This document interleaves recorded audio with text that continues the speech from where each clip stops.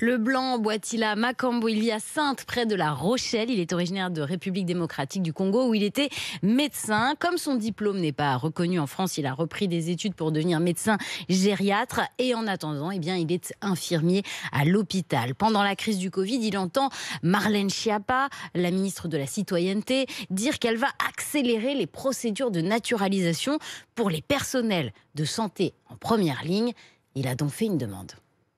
Quand j'ai appris que la France est en train de reconnaître les gens qui ont travaillé en première ligne, j'ai dit, moi aussi, je vais demander la naturalisation parce que j'ai souffert, j'ai travaillé. Je n'ai jamais travaillé dans ces conditions-là. C'était vraiment un combat au vrai sens du mot. J'étais là tout le temps avec des collègues qui étaient contaminés. C'est un traumatisme, je vous dis. Il fallait faire face à la maladie et nous avons tenu.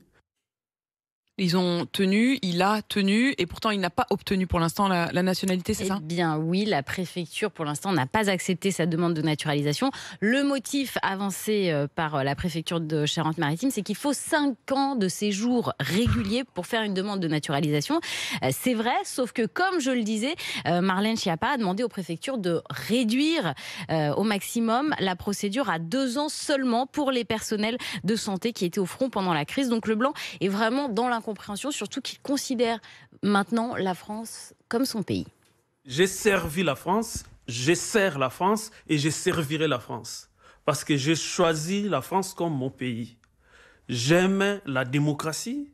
C'est pour cette raison-là que j'ai fui mon pays, la République démocratique du Congo. Je suis en France parce que la France, c'est mon pays que j'ai adopté. Je paye mes impôts en France. Je travaille en France toute ma vie. Et en France, toute ma famille en France.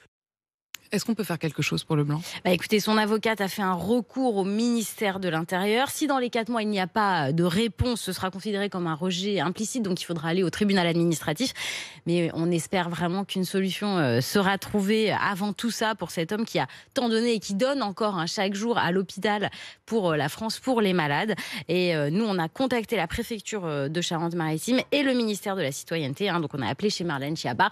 On n'a pas de retour pour l'instant, mais voilà, on sait qu'ils regardent le dossier et qu'ils vont essayer de trouver une solution. Et je compte sur vous, bien sûr. Vous continuerez à suivre ce dossier pour RMC. Une enquête réalisée par vous, Marie Dupin et Anivia Tolinki. Comme Leblanc, vous n'hésitez pas, vous écrivez à l'adresse RMC pour vous @rmc.fr et Marie portera votre demande.